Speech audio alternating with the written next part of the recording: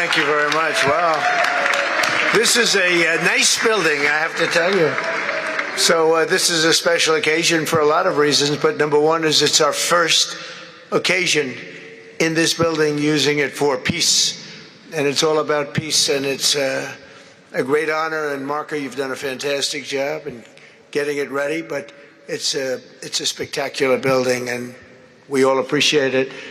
And very importantly, we're settling a war that's been going on for decades with millions and millions of people killed. And these two gentlemen spent a lot of time backstage talking to each other, and over at the Oval Office. We were at the Oval Office together. It was beautiful.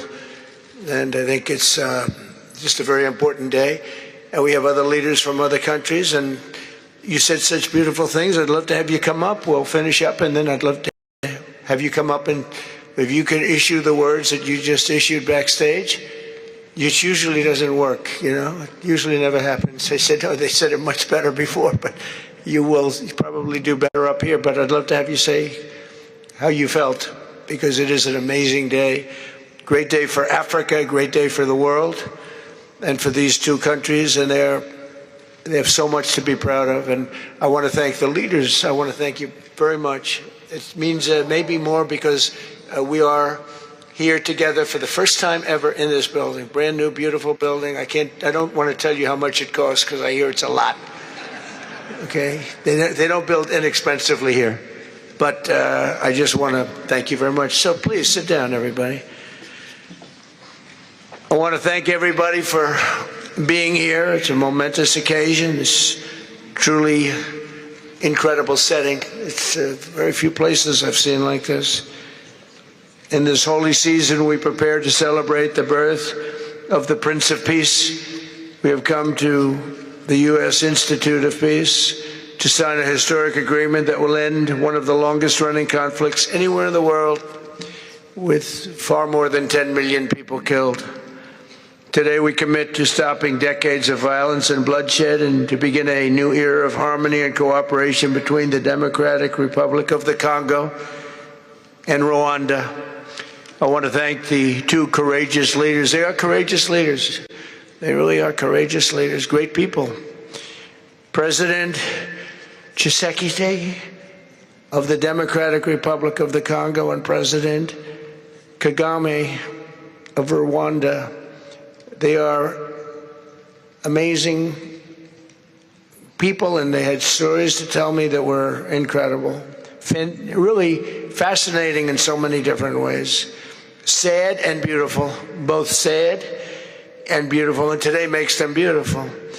I've just held really fantastic meetings with both men and representatives of other countries, where we discussed the importance of upholding this new agreement. Very detailed, powerful agreement. I also want to thank several foreign guests and dignitaries in attendance to celebrate this magnificent event, including the President of Angola. Please, would you stand? And so great to see you. Thank you. The President of Burundi. Thank you very much. Great to see you again. The President of Kenya. We have the Olympics here. You know, they do very well in the Olympics, those runners. I don't know what the heck you do with those runners, but they are very good. I've been watching them for a long time. So we have the Olympics coming to the United States. You know that. Thank you very much. And you'll come as our guest. Thank you. And the President of the Council of Ministers of Togo. Thank you. Thank you very much. The Vice President of Uganda. Thank you. It's such a beautiful color. All these guys are wearing these dark suits. You just stand out for a lot of reasons. You're beautiful. The Foreign Ministers of Qatar. Thank you. Thank you very much. Say hello to my friend, a great man. And the United Arab Emirates. Thank you. Thank you. My regards, right? And the Chairman of the African Union Commission. who's done a fantastic job, and thank you for all your help. We appreciate all your help. A special group of people. A very special thanks as well to Secretary of State Marco Rubio. Marco, please stand. Thank you. And thank you for putting a certain name in that building. I said, boy, that is beautiful. That blew up last night. They said, that's a great honor. It really is. On this building, it's a great honor. Thank you very much. I assume you had a lot to do with that. Just a little bit. Yeah. Thank you. Appreciate it. And Senior Advisor for Africa, Masad Boulos, who's been fantastic. Thank you, Masad. All of these people, every one of them were indispensable in forging this agreement. Let me also recognize Senators Mike Rounds and Lindsey Graham. Lindsey, thank you. Mike, wherever you may be. Thank you. Thank you, Mike. Representatives Ronnie Jackson. Where's Ronnie? Ronnie is that great guy. He won his race in Texas by 48 points, right, Ronnie? So I don't have to ask if he's in any. I don't even have to endorse him anymore. It doesn't matter. Save the paper, right? Great job. Chris Smith. Chris? Thank you, Chris. Great. Good job. Trent Kelly. Trent? Thank you very much. Thank you. And the acting president of the Institute for Peace, Darren Beatty. Thank you, Darren, very much. Thank you very much, Darren. For more than 30 years, one of the worst conflicts on earth has been raging in eastern Congo. Millions and millions of people have been tragically killed, went on forever, and countless more have been displaced from their homes. Families have been destroyed. It's been a disaster. Many administrations have tried, but probably not too hard, knowing who preceded me. But they tried. It says they've tried. But we tried harder to end this conflict. But they've accomplished, obviously, they accomplished very little because the killing went on at levels that just got worse and worse. And today we're succeeding where so many others have failed. And this has become the 8th war that we've ended in less than 1 year. Such an exciting thing to do. This has been a really, because we're talking about 30 years of fighting, 30 years, much more than 10 million lives. Last June, thanks to the efforts of Secretary Rubio and Mr. Boulos, Rwanda and the DRC reached a landmark agreement to move toward peace. They started the process. I met with some of their great representatives who are here also. And we started a great process. The compact we're signing today, which will be known as the Washington Accords, everybody sort of liked that name, formalizes the terms agreed to in June, including a permanent ceasefire, the disarmament of non-state forces, provisions for refugees to return to their homes, and justice and accountability for those who have committed illegal atrocities. Very importantly, this agreement also creates a new framework for economic prosperity. There's tremendous wealth in that beautiful earth. It's beautiful earth. But it was stained badly with blood, tremendous amounts of blood. But in the region that will support a lasting peace, and the Democratic Republic of the Congo and Rwanda have agreed to more closely integrate their economies.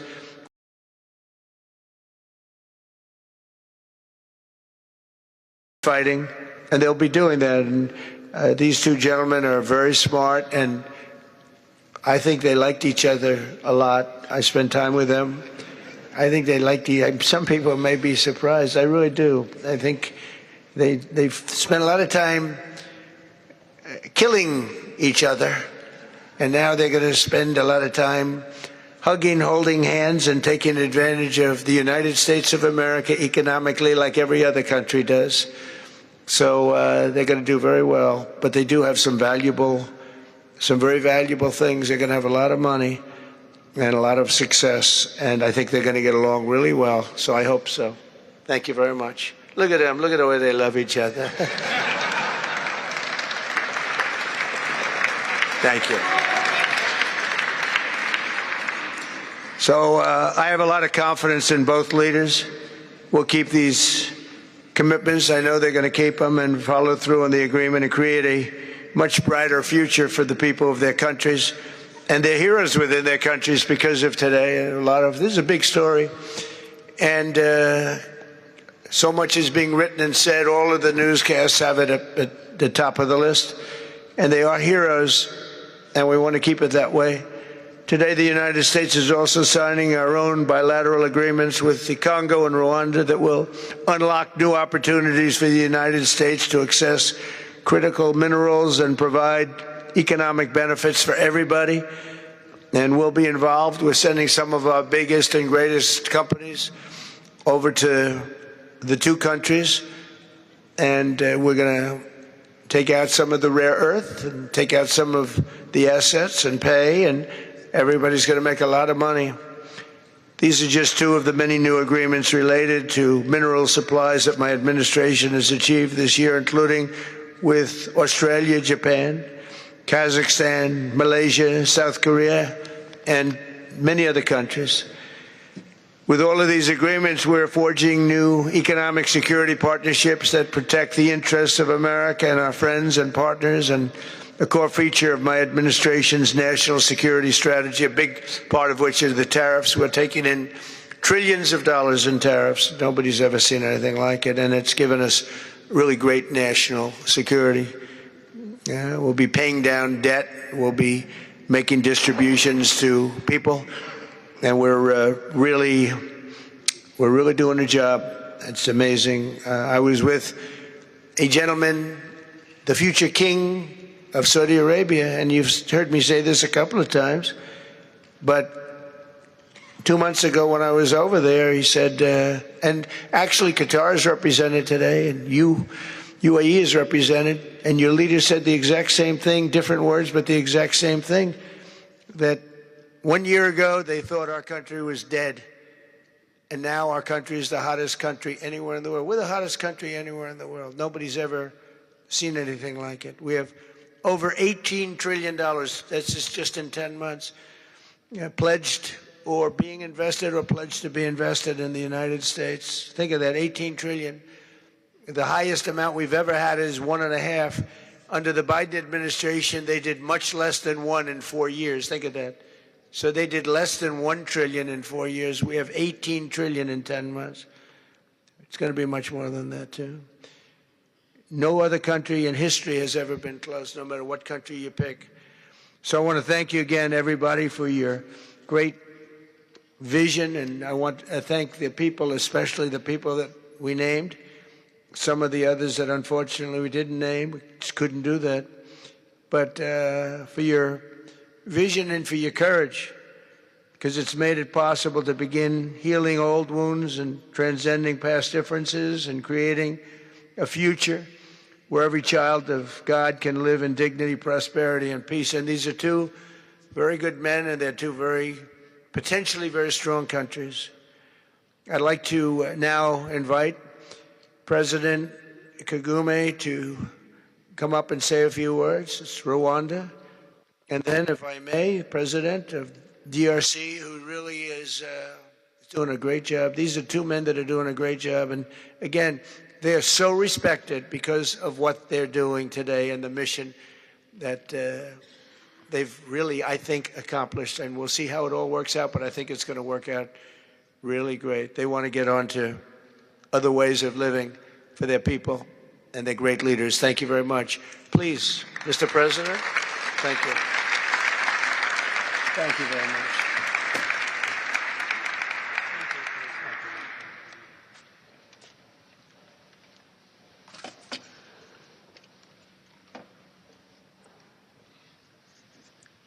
Excellency Donald Trump, President of the United States of America, Excellencies, heads of state and government and former heads of state, distinguished ladies and gentlemen,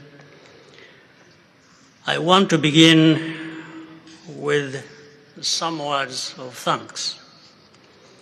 First, to my fellow heads of state and government from Africa, your presence here confirms that these efforts enjoy the broad support necessary to succeed.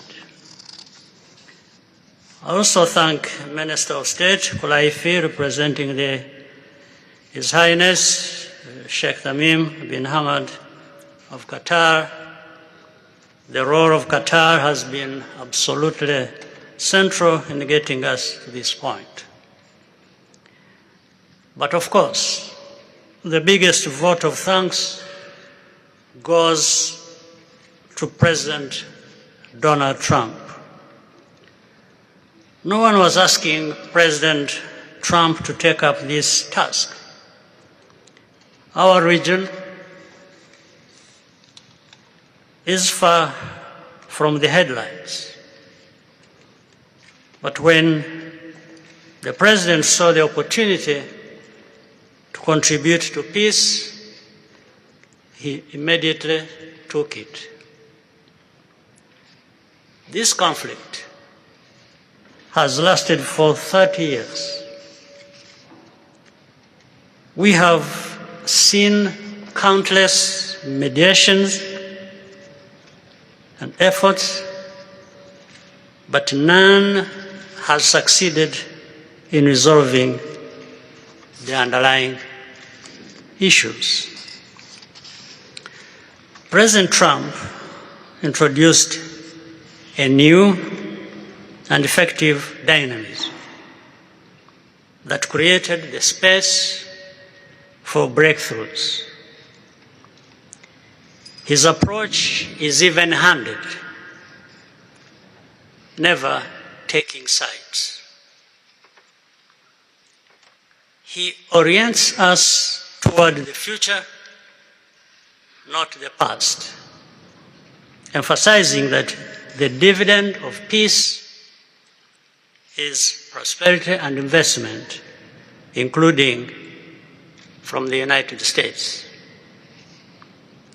More importantly, President Trump's approach is pragmatic. The process has not become an end in itself. All of these elements filter down to his dedicated team, and here I want to single out Secretary Rubio and Masad Boulos for special appreciation. We would not be here today without their efforts. And as a result, we have the clearest and most viable path forward that we have ever had. These accords provide everything needed to end this conflict once and for all. If this agreement falters and things do not work out as they are supposed to, the responsibility will not lie with President Trump, but with ourselves. It's up to us in Africa, working with our partners to consolidate and expand this peace.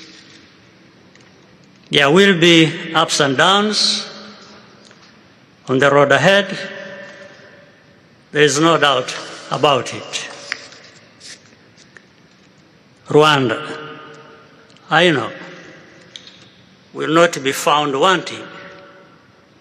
I can assure you of that.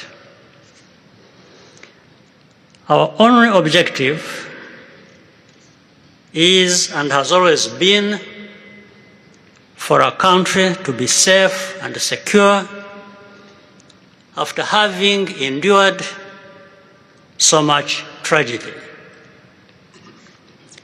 We now only want to look forward in confident expectation of a prosperous and stable future. Mr. President, Excellencies, I thank you for your kind attention.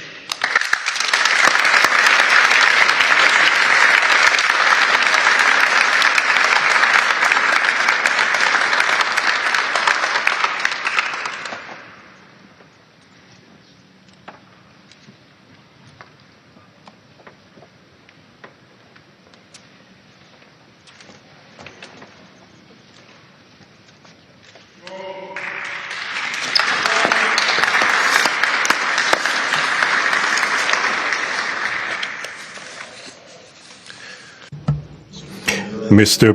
the President of the United States, Donald Trump, ladies and gentlemen, dear members of the delegations, distinguished guests, as we have just placed our signatures at the bottom of the joint declaration enshrining the Washington agreements for peace and prosperity, I do feel, on behalf of the people of Congo, a deep gratitude and clear hope. First of all, I would like to express quite solemnly our deep thanks to the President of the United States of America, Mr. Donald Trump. I would like to thank his administration and also wish to thank the American people for the critical role that they played for the rapprochement, the closening between the Democratic Republic of Congo and the Republic of Rwanda. To these thanks, I also bring in all of our regional partners and our international partners who, thanks to their commitment and engagement, have consistently made this critical moment possible in the road to peace. First and foremost, we have Sheikh Yanim bin Ahmad Adani. We have President João Manuel Lourenço Gonçalves, who is the President of Angola and the acting President of the African Union. And we also have the former President of the Republic of Kenya, my brother, Uhuru Kenyatta, who I can see here in the room. These two great Africans who are at the beginning, who started the Rwanda and the Nairobi processes. And beyond them, I wish to thank also all of the African leaders who contributed to help us in this struggle. And I do hope that we have, yes, reached the end. The Washington agreements are not yet another document. These represent a turning point.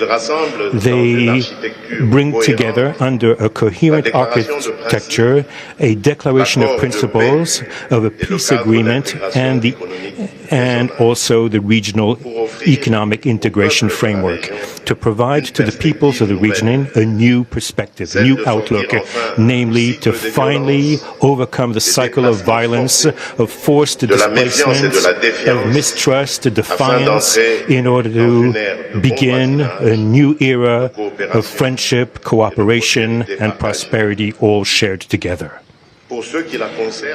For those involved, the Democratic Republic of Congo takes this solemn commitment to implement with complete sincerity all of our obligations that stem from this agreement. We will do this with seriousness, with rigorousness, and also with the constant care for peace and the security of our populations, for the unity and the integrity of our territory. We do hope that thanks with the same seriousness that the Republic of Rwanda will also respect fully the letter and the spirit of the commitments made here in Washington. We are reaching out for a peaceful cooperation based on mutual respect, non-interference, and the joint struggle against the armed groups, the end of all support to negative forces, and the beginning of fair prosperity on behalf of our two populations. I do believe this day is the beginning of a new path. A demanding path, yes indeed, quite difficult, but this is a path where peace will not just be a wish, an aspiration, but a turning point. The Democratic Republic of Congo will fully play its part with dignity, with consciousness and consistency, and with the support of our partners. We will remain watchful, vigilant, but not pessimistic. We'll be clear-eyed, but resolutely optimistic. These Washington agreements for peace and prosperity must be for our peoples a symbol of an irreversible commitment to turn the page of confrontations and to open a new era of cooperation and sustainable peace throughout the region. Thank you.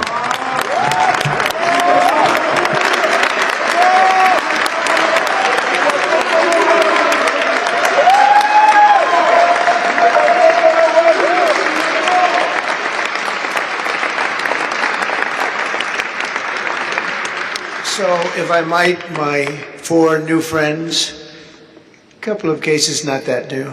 Could you come up, please? Do you mind? Please.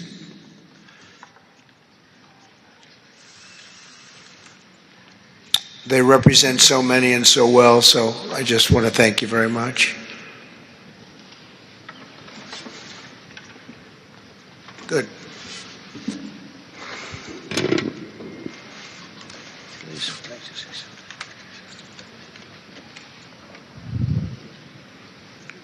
Sr. Presidente Donald Trump, Presidente dos Estados Unidos da América, caros convidados, altas entidades aqui presentes, senhores jornalistas, eu gostaria de realçar a importância desta cerimônia aqui em Washington, D.C., que vai finalmente pôr fim a um conflito que, como já foi dito, dura mais de 3 décadas. Não são exatamente 30 anos, mais do que 3 décadas. Um conflito entre irmãos, países vizinhos e irmãos, que deviam se dar bem, mas que, por razões de diversa ordem, têm vindo a se degladiar ao longo dos anos, com pesadas consequências, quer para as populações de ambos os países, como também para as respectivas economias. A região dos Grandes Lagos é uma região das mais ricas do mundo, não apenas da África. É enormemente rica em recursos hídricos, terras aráveis, florestas, recursos minerais que estão no subsolo, mas, sobretudo, rico nas suas pessoas, com um potencial muito grande para desenvolver aquela região de África que pode catapultar o desenvolvimento de outras regiões igualmente do nosso continente. O mundo atravessa hoje uma crise energética e alimentar.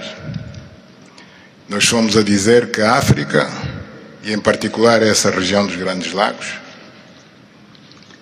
tem o potencial, não digo de resolver, mas de contribuir consideravelmente para a resolução dessas duas grandes crises, quer alimentar, quer a energética, não apenas para o nosso continente, mas para o mundo.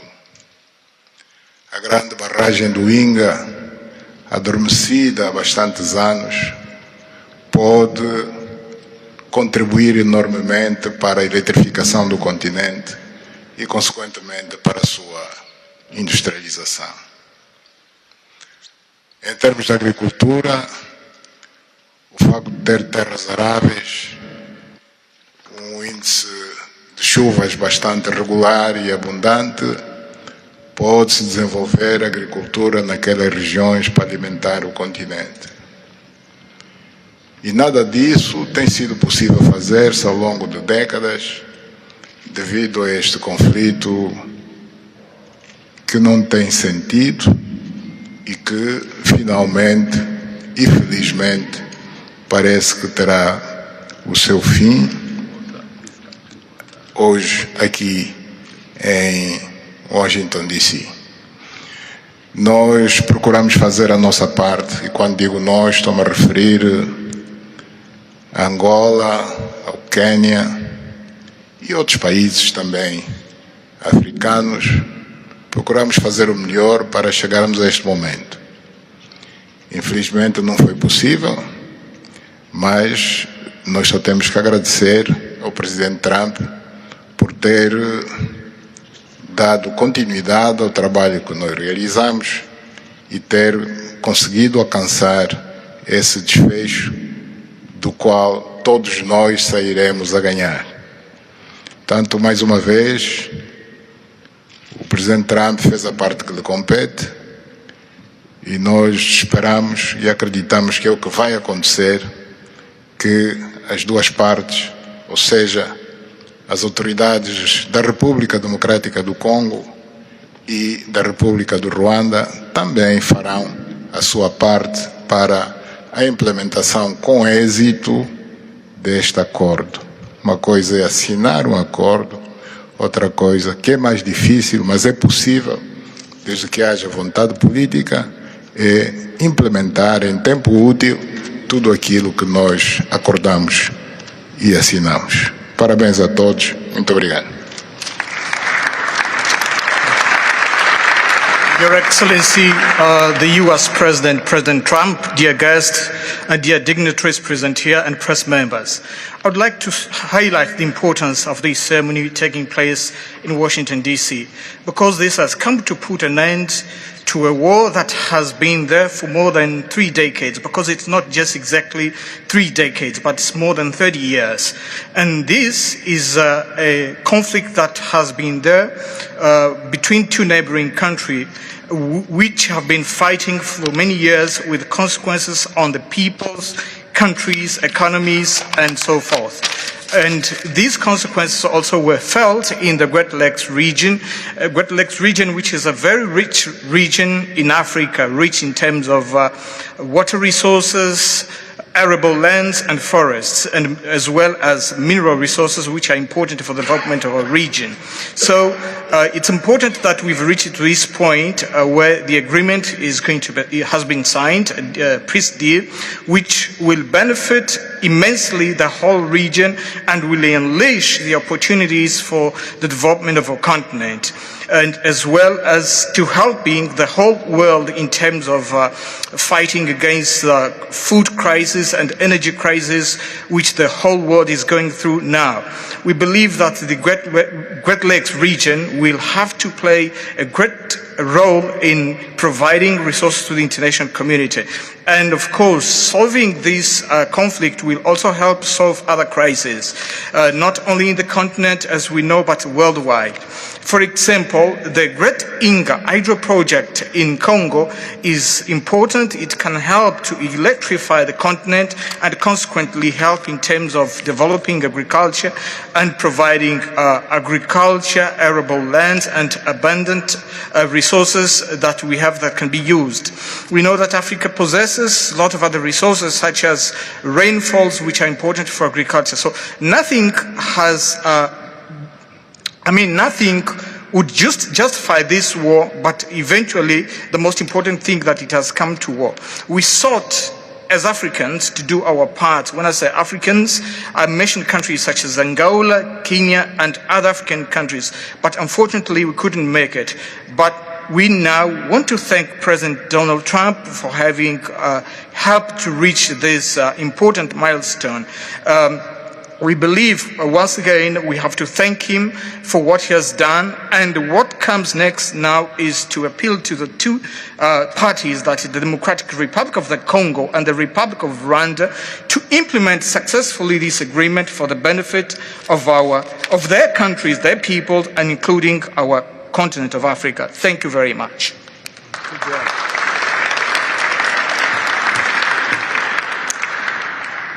Your Excellency, President Trump, fellow heads of state, today's signing of the Washington Peace Accord for Eastern DRC is not merely a monumental diplomatic milestone. It is a decisive act to end a devastating conflict that has scarred the region for decades. Mr. President, what you have achieved is not only transformative, it is consequential and historic. This conflict has destroyed livelihoods, destabilized our region, and threatened the future of the entire Great Lakes African continent. Today's achievement culminates a relentless regional effort anchored by the foundational work of the East African Community and SADC, and today, this Washington process. The coordinated Nairobi, Rwanda, and Washington process has created the essential pathway that brings us to this pivotal moment. We would like to extend our gratitude to President Tshisekedi and President Kagame for their leadership during this process. Reaching this point was made possible by the unparalleled consequential convening power of the United States and President Trump's resolute and focused commitment to global peace. Your clarity, Mr. President, of purpose and ability to rally stakeholders together has brought us to this point. We therefore extend our profound gratitude to President Trump, whose bold leadership has been instrumental in delivering this breakthrough. Our presence here, Mr. President, as regional leaders, is a testament of our collective resolve. We will spare no effort to ensure this agreement is fully realized, mobilizing every resource and partner to secure peace and unlock the region's immense economic promise. The protracted conflict on our continent continues to hold back Africa. Our current 3% share of global trade is stark evidence of how far this war has held us back. A peaceful Eastern DRC can unlock one of Africa's greatest economic opportunities. Our vast resources, the young talent that we have, connected through our regional infrastructure and the Africa Continental Free Trade Area, can ignite an unprecedented transformation. A peaceful and integrated Great Lakes region will accelerate innovation, predictable government reduces risk, harmonized regulation lowers costs, and open borders increase trade, attracting value-added industries to our continent. For too long, Africa has exported raw materials only to import refined products at great cost.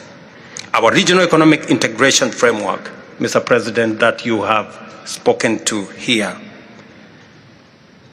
will build value chains in minerals, manufacturing, and agri-processing, creating jobs and creating wealth. The Great Lakes region stands at the threshold of a new era. Peace will open doors, integration will guide us, and private sector dynamism will propel us forward. In conclusion, as we celebrate progress in the DRC, we must not look away from other crises. I want to ask you respectfully, Mr. President, that in your quest for global peace, to support efforts to resolve the humanitarian catastrophe in Sudan. I thank you.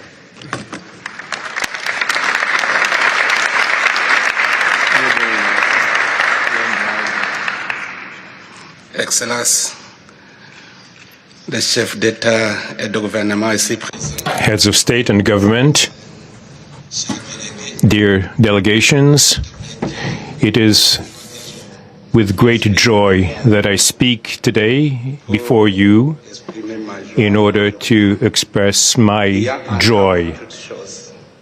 There is a time for everything.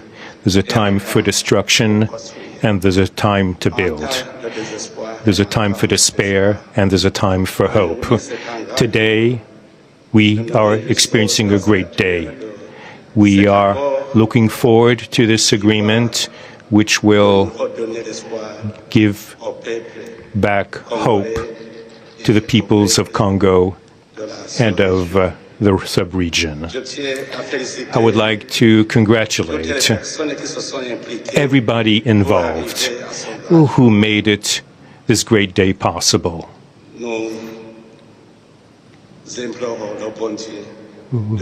We beg, we urge God to continue to guide us, to guide the steps of all people of goodwill who will become involved for its implementation. Committing oneself is something, but implementing is something else, which is why I call upon all of you, provide your contribution to actually implement this accord. As far as we are concerned,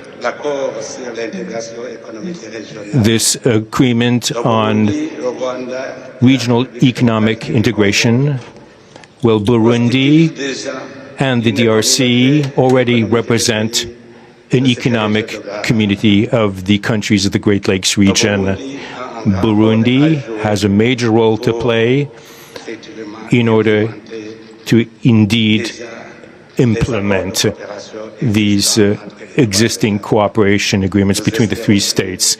We hope that together we'll be able to achieve a long-lasting peace and stability throughout the region. Thank you very much.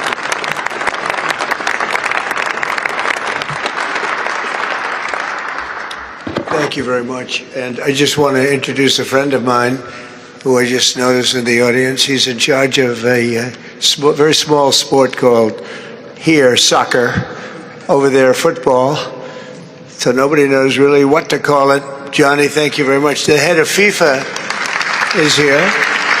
And I can report to you that we have sold more tickets than any country anywhere in the world at this stage of the game, and I think we probably broke all records before you even get close. And you have a big event on Friday at the Trump Kennedy Center. Oh, excuse me, at the Kennedy Center. Pardon me, I've such a terrible mistake, Marco. At the Kennedy Center, and I look forward to seeing you there. But I want to congratulate you. No, it's really taken the world by storm. You've never done anything like what's happening in terms of ticket sales. I make a lot of enemies telling people, I'm sorry, I can't get you tickets. I just can't do it. But congratulations, you've done a fantastic job. A great leader in sports and a great gentleman. Thank you very much, Johnny. And now we're going to sign a very important agreement. Thank you.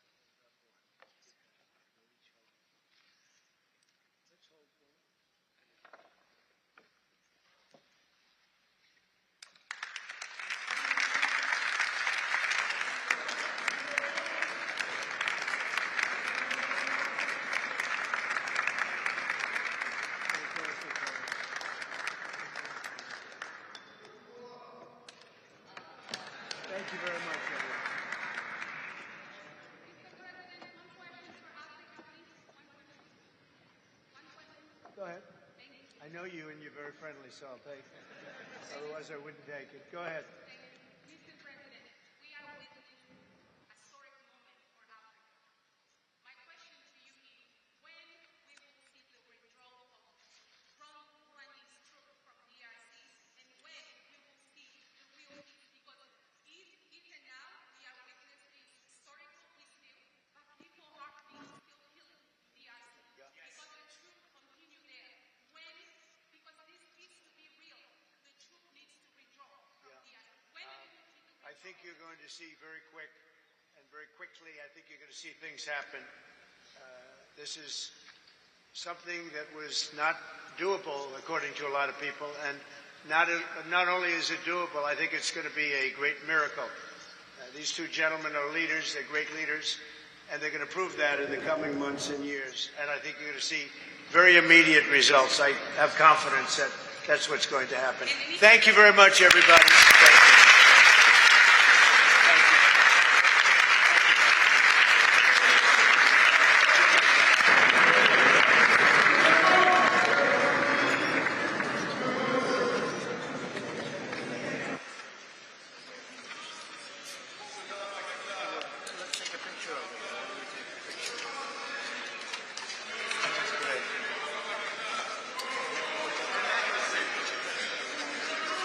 It's a big deal. They like his people.